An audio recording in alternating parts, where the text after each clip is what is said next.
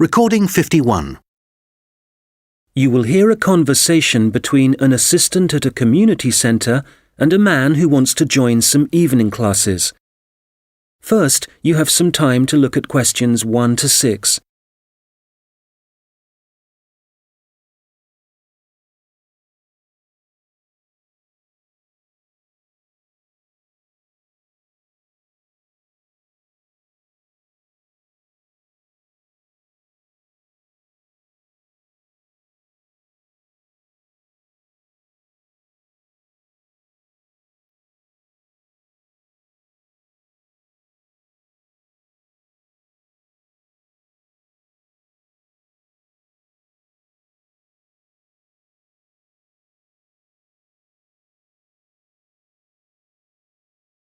Hello, Eastwood Community Centre. Oh, hello. My name's Andrew Dyson. I'm calling about the evening classes you offer. OK, Mr Dyson. Are there any classes in particular that you're interested in? Yes, you've got a class called Painting with Watercolours, I believe. That's right. It's a popular class, so this term it'll be moving to the hall, so they've got more room. Right. I know it's on Tuesdays, but what time exactly? It was 6:30 last term, but let me just have a look at the details. OK, it'll be 7:30 this time. Probably it suits more people. Well, it's my wife who's really interested, and that'll be good for her because she's home from work by 7:15.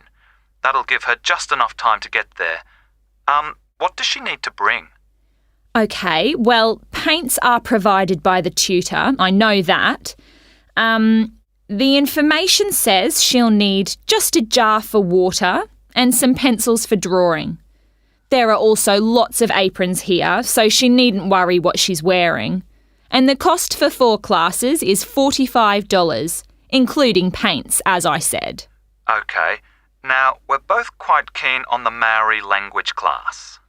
There are spaces on the next course, so you could join that. Oh, good. Which room will that be in? When you come in through the entrance of the community centre building, you'll need to go straight up the stairs in front of you, all the way to the top, and it's the small room you'll find there. I see. All right, and let me just check when it's starting. I heard from someone that the July course has been delayed until August. I'm afraid so, and we're halfway through the June course at the moment, so there's not much point you taking that. I guess we'll have to wait then. Well, when you do come, the tutor recommends bringing a small recorder with you, just so you can listen again later. And the cost for 5 classes is currently $40. OK, useful information to know. There's one more class I'm interested in. That's the digital photography class. Oh, I've taken that class myself. The tutor's very good. That'll be in room 9, and it's starting in 2 weeks' time, in the evening, every Wednesday at 6 o'clock. Obviously I need to bring the camera with me. I suppose it'd be useful to have the instructions that go with the camera too? I'd say so. Some people bring along a lot of accessories like extra lenses, but there's really no need for this class. It's mainly focusing on composition, really, and getting the most out of the basic camera. That's exactly what I need. And how much does it cost? Let's see. For 4 classes, it's $35. But if you take 8, it works out as $55. So you're making a bit of a saving. $15, that is. I see. Before you hear the rest of the conversation, you will have some time to look at the questions 7 to 10.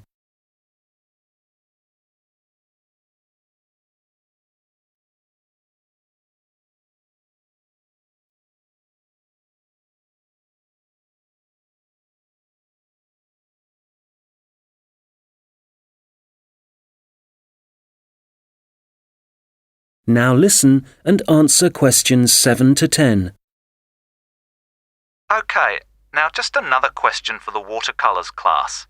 I've just remembered that my wife asked me to find out about the level. Who's it for? OK, well, you don't have to be very skilled or anything like that. It's designed for beginners, actually. People who might see art as a hobby rather than as a professional opportunity. That sounds like my wife. And, who do I talk to if I want to find out some more about the Maori language classes? Probably best to talk to the tutor directly. He'll be in the office in about half an hour. His name's Jason Kuai. That's Kahhui. Good. I'll give him a call. Oh, if you do decide to come to the photography class, don't forget to look at your camera battery and make sure it's charged. I know it sounds obvious, but I've seen a few people suddenly find the cameras stopped working right in the middle of class. Yes, I can imagine it'd be easy to forget that. Oh, that reminds me. In the final week of the photography course, is it right that there's a visit to a show in the local area? I work in the city, you see, so I might have to come home early for that one. Yes, they'll decide the date once the class has started. Is there anything else I can... That is the end of section 1. You now have half a minute to check your answers.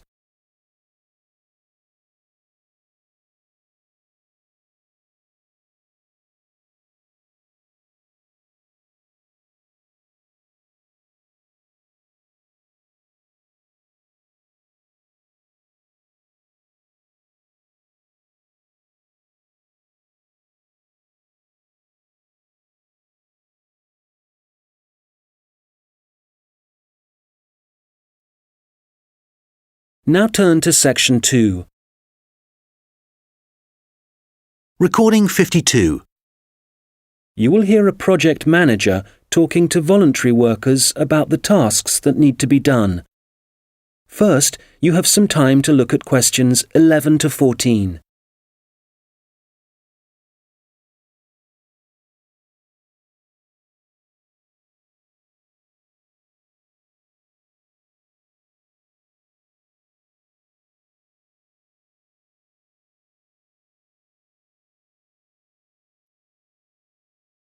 Good morning. It's great to see so many people here. Thank you all very much for coming. Well, as you know, the community gardens at Hadley Park are really not looking as good as they should. Quite bad, really. And although the local council has a budget to deal with some of the problems, we do need volunteers for other tasks. If you don't mind, I'm going to divide you into 2 groups. So everyone on this side of the room is Group A, and the rest of you are Group B. So, Group A, there are a couple of things we'd like you to help with. First of all, don't worry about any litter or empty bottles you see lying about. One of the local schools has offered to help out with that as part of their own environmental project. The priority for you will be to give us a hand with the new wooden fencing. It needs constructing along parts of the bicycle track, as there are parts which have now fallen down or broken, as I'm sure you've seen. You've probably also noticed that some of the pathways that come from the bicycle track are quite narrow, and there are plans to make them wider, but the council will be dealing with that later in the year. And they've also promised to produce some informational signs about the plants in the gardens. Hopefully, they'll be up in a few weeks' time. The other thing we're doing is getting rid of some of the foreign species that are growing in the gardens and putting back some native plants and trees. So you'll be doing some digging for us and getting those into the ground. So, Group A, there's some items you'll need to bring along with you. I was going to say raincoats, but the forecast has changed, so you can leave those at home. I'd definitely recommend a strong pair of boots. Waterproof would be best. It's quite muddy at the moment, and your own gloves would also be advisable. Tools will be available, spades and hammers, that kind of thing. You just need to make sure they go back in the trucks. And, there's no need to worry about food and drink, as we'll be supplying sandwiches and coffee, possibly some biscuits even. Before you hear the rest of the conversation, you will have some time to look at the questions 15 to 20.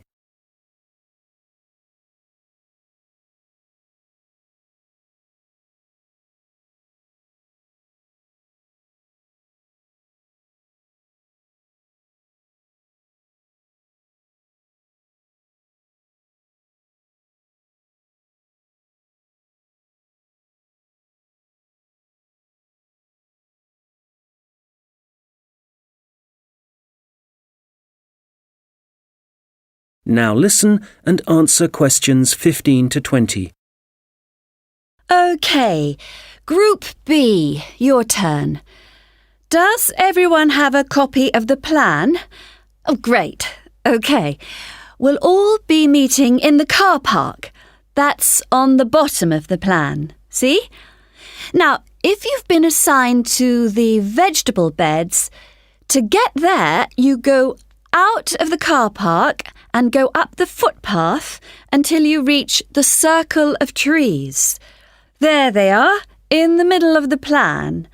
And you see that the footpath goes all the way around them. Well, on the left-hand side of that circular footpath, there's a short track which takes you directly to the vegetable beds. You can see a bamboo fence marked just above them. All right? OK, if you're helping out with the beehives, pay attention. Look again at the circle of trees in the middle of the plan and the footpath that goes around them. On the right side of that circle, you can see that the footpath goes off in an easterly direction, heading towards the right-hand side of the plan. And then the path splits into two, and you can either go up or down. You want the path that heads down. And at the end of this, you see two areas divided by a bamboo fence. And as we're looking at the plan, the beehives are on the right of the fence. The smaller section, I mean. Now, don't worry, all the bees have been removed. You just need to transport the hives back to the car park. OK, for the seating, look at the circular footpath. At the top of it, there's a path that goes from there and takes you up to the seating area, alongside the bicycle track, and with a good view of the island, I suppose. OK, if you're volunteering for the adventure playground area, let's start from the car park again and go up the footpath, but then you want the first left turn. Go up there, and then you see there's a short path that goes off to the right. Go down there, and that's the adventure playground area, above the bamboo fence. That fence does need repairing, I'm afraid. Right, what else? Oh yes, the sand area. We've got that circular footpath in the middle. Find the track that goes east, towards the right-hand side of the plan, and where that track divides, you need the little path that goes up towards the bicycle track. The sand area is just above the bamboo fence there. And finally, the pond area.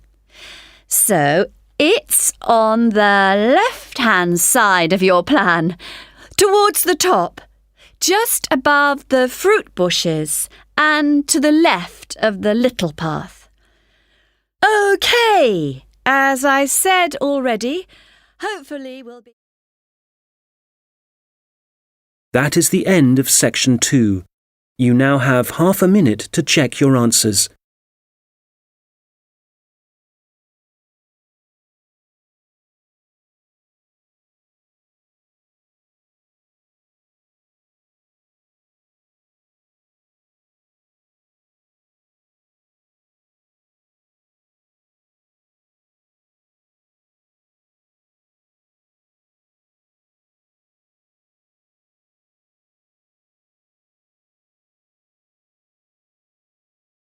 Now turn to section 3. Recording 53. You will hear 2 students discussing a presentation they are going to give. First, you have some time to look at questions 21 to 25.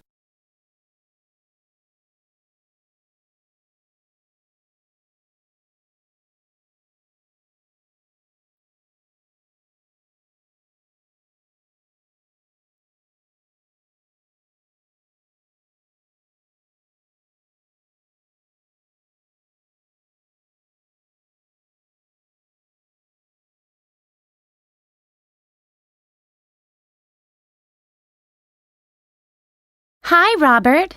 Hi. Sorry I'm late. I was just printing off some pages about food waste in Britain. Do you want to include Britain in the presentation? I thought we were concentrating on the USA. Well, it is a global problem, so I thought we ought to provide some statistics that show that. Fair enough. What did you find out? Well, I was looking at a British study from 2013. It basically concluded that 12 billion pounds worth of food and drink was thrown away each year, all of it ending up in landfill sites. Over 8 million tons. And that wasn't including packaging. An incredible amount. Yes, and they were only looking at what households threw away, so there's no information about restaurants and the catering industry. But one thing the study did investigate was the amount of milk and soft drinks that were wasted, and I think it was probably quite unique in that respect. Interesting. You know, in the other European reports I've read, there's one thing they have in common when they talk about carbon dioxide emissions. I know what you are going to say. They never refer to the fuel that farms and factories require to produce the food, and the carbon dioxide that releases? Exactly. We could really cut down on carbon emissions if less food was supplied in the first place. To my mind, the reports talk too much about the carbon dioxide produced by the trucks that deliver the fresh goods to the shops and take the waste away. They forget about one of the key causes of carbon dioxide. Absolutely. If the reports are actually going to be useful to people, they need to be more comprehensive. Who do you mean by people? Well, the government, industries, people making television programs. Have you seen any documentaries about food waste? Not that I remember. My point exactly. These days, they all seem to be focusing on where your meat, fruit, and vegetables are sourced from. We're being encouraged to buy locally, not from overseas. That's probably a good thing, but I'd still like to see something about waste. Yes, it's the same with magazine articles. It's all about fat and sugar content, and the kind of additives and coloring in food, but nothing about how it reaches your table and what happens after it ends up in the bin. Well, we've only got 15 minutes for this presentation, so I think we'll have to limit what we say about the consequences of food waste. What do we want to concentrate on? Well, I know some of the other presentations are looking at food and farming methods and what they do to the environment, so I think we'll avoid that. And the fact that in some countries, people can't afford the food grown on their own farms. That was covered last term. Okay, we don't want to repeat stuff. What concerns me above all else is that in a recession, governments should be encouraging business to find ways to cut costs. Apparently, supermarkets in the USA lose about 11% of their fruit to waste. That's throwing money away. All right, we'll focus on that problem. It should get the others' attention anyway. Now, how do you want to begin the presentation? Let's not start with statistics, though, because that's what everybody does. I agree.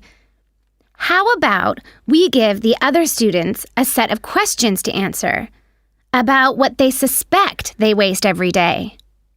I'm fine with that. Probably a better option than showing pictures of landfill sites. It'll be more personalized that way. All right. Now let's start.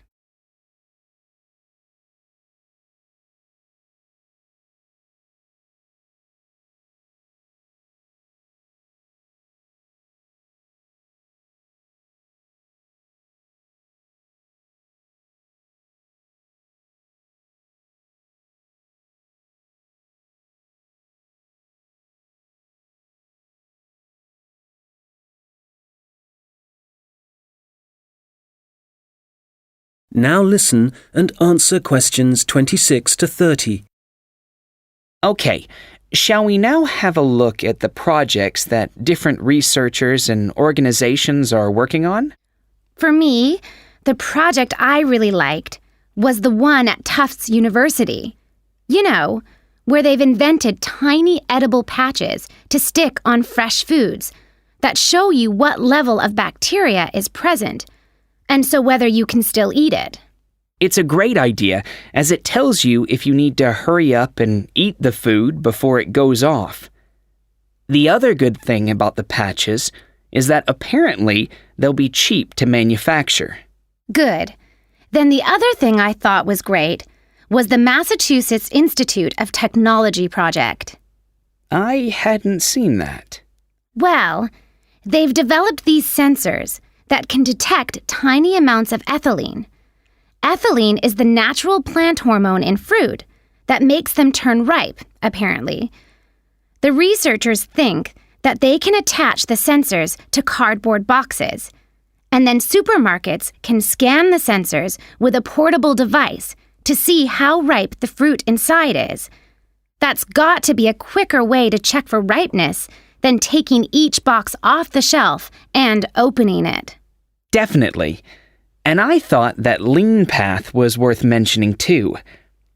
Their waste tracking technology means that caterers can see how much food is being wasted and why. That'll increase profits for them eventually. Yes. And did you read about 0%? They've produced this smartphone application that allows restaurants to send donation alerts to food charities. The charities can then pick up the unwanted food and distribute it to people in need.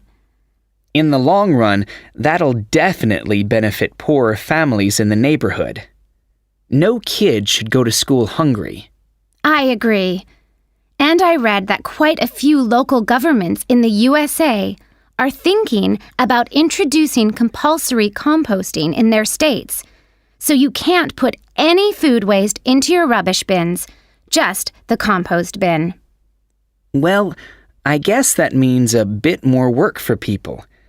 I mean, they have to separate the organic and inorganic waste themselves before they take it out to the compost bin, and you know how lazy some people are. But I guess if we all start composting, we'd be doing something positive about the problem of food waste ourselves, rather than relying on the government to sort it out. Having said that, not everyone has a garden, so I guess... That is the end of section 3. You now have half a minute to check your answers.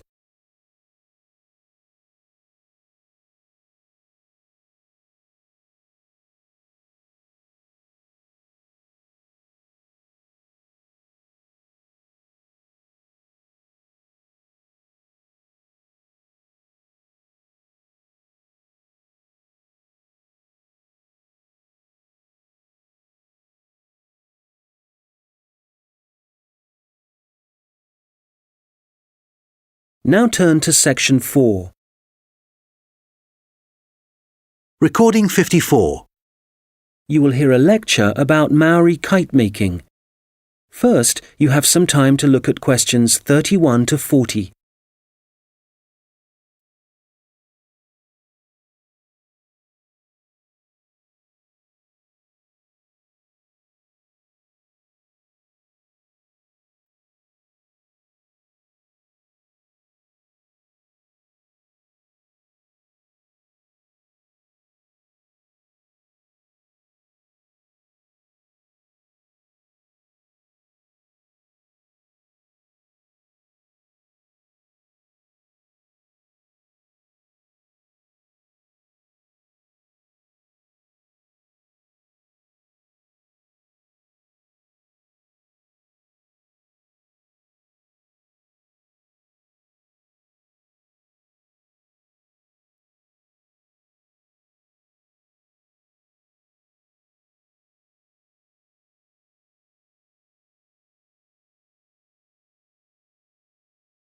Now listen carefully and answer questions 31 to 40. Well, good morning, everyone. As you know, we've been looking at different kinds of art and craft that were practiced by the Maori people of New Zealand, at least before the Europeans began to arrive in the 18th century. So, the focus of this lecture is kite making, how the kites were made, their appearance, and the purposes they served. Well, let's start with the way they were made. As with other Maori artistic traditions, kite making involved certain rituals. So, firstly, only priests were allowed to fly and handle the largest, most sacred kites. There were rules too, for the size and scale of the kites that the priests had to follow, and during the preparation of both small and large kites, food was strictly forbidden. In terms of appearance, kites were frequently designed in the image of a native bird, or a Maori god, and sometimes, perhaps less often, a well-known hero. You can imagine that when Maori first arrived in the new country, in New Zealand, it may have taken some time to find suitable materials for their kites. But, through trial and error no doubt, they found plants and trees that provided bark and even roots that they could use to make the frames and wings of their kites. And after the frame had been constructed, the kite then had to be decorated. For this, the priests used long grasses, and these, when the kite was in the air, would stream along behind it. They also used a variety of feathers to add colour to their creations. Well, all this meant it was easy to see a kite in the sky, but you could also hear Maori kites. They could be quite noisy indeed, and this was because some priests liked to hang a long row of shells from the kite. You can imagine how they'd rattle and clatter in the wind, how they might completely capture your attention. As I said before, the most common image was probably a bird, and that's the same for other kite-making cultures. But the kites were designed in particular shapes. So, there were kites that were triangular, rectangular, and also shaped like a diamond. And some of them were so large it would actually require several men to operate them.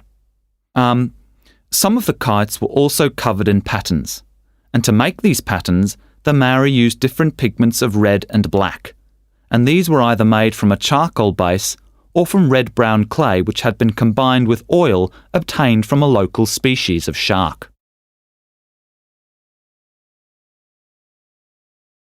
Now, before I forget, if you have a chance, do visit the Auckland Museum, because they have the last surviving Birdman kite on display. This is the kind of kite that has a wooden mask at the top of the frame. It's a mask of a human head, and you can clearly see it has a tattoo and also a set of teeth. Quite impressive, and a good example of Maori craftsmanship and symbolism. Right, turning to the purpose and function of the kites. They certainly had multiple uses.